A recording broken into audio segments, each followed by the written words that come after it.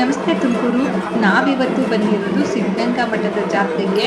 Full ಅದ್ದೂರಿಯಾಗಿ ನಡೆಯುವಂತಹ ಸಿದ್ಧಗಂಗಾ ಮಠದ ಜಾತ್ರೆ ನಮ್ಮ ತುಮಕೂರಲ್ಲೇ ದೊಡ್ಡ ಜಾತ್ರೆ ಅಂತಲೇ ಹೇಳ್ಬೋದು.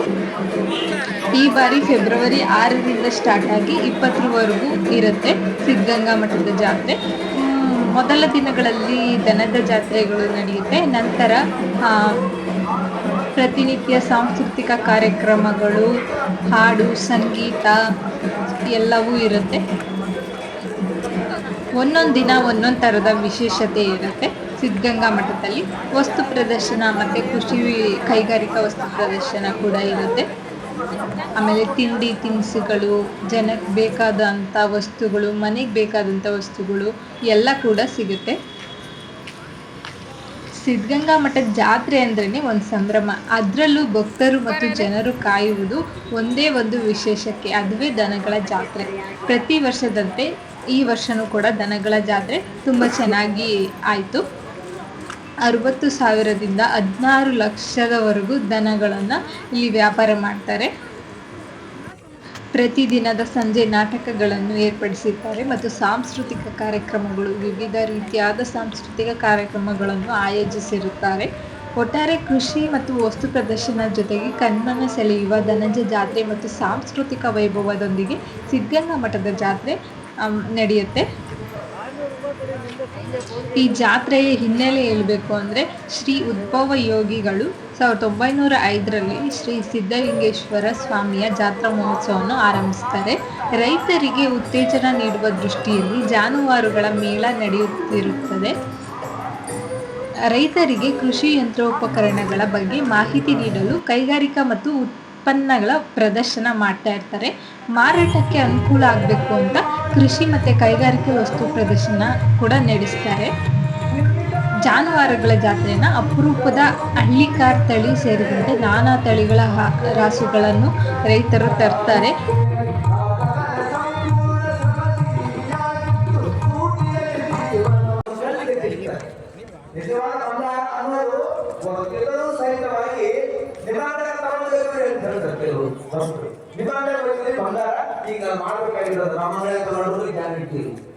ಅದಕ್ಕಾಗಿ ಮತ್ತೊಮ್ಮೆ ಒಂದು ಕಲ್ಲಿಗೆ ಹಾಕಿ ತಿಕ್ಕಿ ಅದ್ರ ಮೇಲೆ ಎಸಿಡ್ ಹಾಕಿ ಅದು ನೋಡಿ ಪರೀಕ್ಷೆ ಮಾಡಿ ಅವಾಗ ಪಕ್ಕ ಬಂಗಾರ ಐತೆ ಅಂತ ಹೇಳ್ತಾರೆ. ಅದರಂತೆ ಗುರುಗಳಾಗಿರೋ ಉದ್ಧಾನ ಸ್ವಾಮಿಗಳು ಶಿಷ್ಯನ ಮನವನ್ನ ಅರಿತಿದ್ದಾರೆ.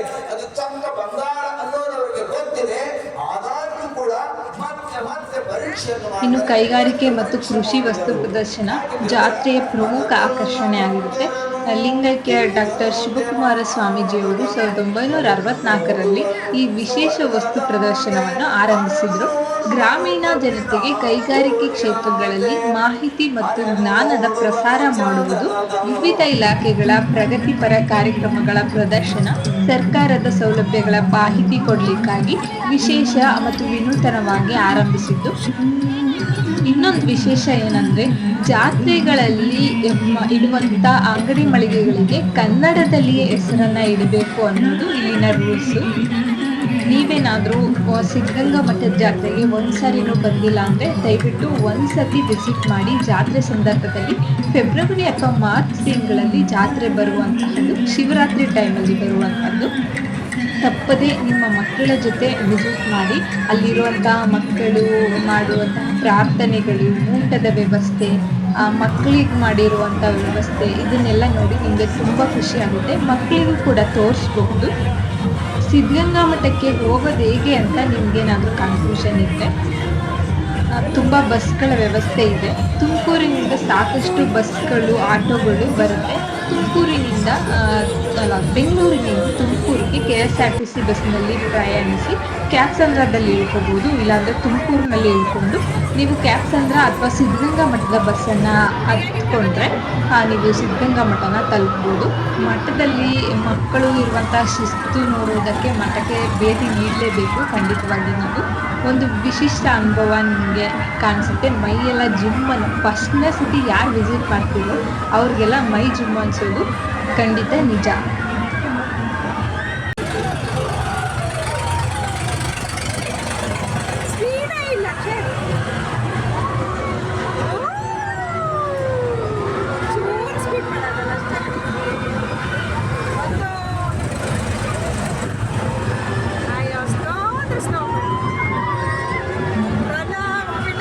ರಾತ್ರಿ ಸಮಯದಲ್ಲಿ ಎಕ್ಸಿಬಿಷನ್ನ ನೋಡೋಕ್ಕೆ ತುಂಬ ಖುಷಿ ಇರುತ್ತೆ. ಹಾಗೆ ಇಲ್ಲಿನ ಆಟಗಳನ್ನು ಆಡೋದಕ್ಕೆ ತುಂಬ ಜನ ಬರ್ತಾರೆ. ನೀವು ಒಂದ್ಸತಿ ವಿಸಿಟ್ ಮಾಡಿ ಆ ಜನನ ನೋಡಬೇಕು ನೀವು ಎಷ್ಟು ಜನ ಇರ್ತಾರೆ ಅಂತ. ನಾವು ಈ ಸಾರಿ ಬಂದಿದ್ವಿ, ಪ್ರತಿ ವರ್ಷ ಕೂಡ ಬರ್ತೀವಿ. ಹಾಗೆ ನಾವು ದೊಡ್ಡದು ಜಾಯಿಂಟ್ ಲಿಂಗ್ ಬರುತ್ತಲ್ಲ ಅದನ್ನು ನಾವು ಕೂಡ ಆಡಿದ್ವಿ. ಹಾಗೆ ಊಟನೂ ಇರುತ್ತೆ, ಊಟ ಮಾಡಬಹುದು. ಎಲ್ಲ ಪ್ರತಿಯೊಂದು ಭಕ್ತಾದಿಗಳಿಗೂ ಎಷ್ಟು ಜನ ಬರ್ತಾರೋ ಅಷ್ಟು ಜನಕ್ಕೂ ಕೂಡ ಊಟದ ವ್ಯವಸ್ಥೆ ಇರುತ್ತೆ. ಸೆಕ್ಯೂರಿಟಿನೂ ತುಂಬ ಚೆನ್ನಾಗಿರುತ್ತೆ, ಅಲ್ಲಲ್ಲಿ ಪೊಲೀಸ್ಗಳು ಇರ್ತಾರೆ, ಯಾವುದೇ ರೀತಿ ತೊಂದರೆ ಇಲ್ಲ. ಶಾಪಿಂಗ್ ಮಾಡೋದಕ್ಕೆ ತುಂಬ ರೀತಿಯ ಅಂಗಡಿ ಮಳಿಗೆಗಳು, ತಿನ್ನೋದಕ್ಕೆ ಅಷ್ಟೇ ತುಂಬ ರೀತಿಯ ಅಂಗಡಿ ಮಳಿಗೆಗಳು ಇರ್ತವೆ.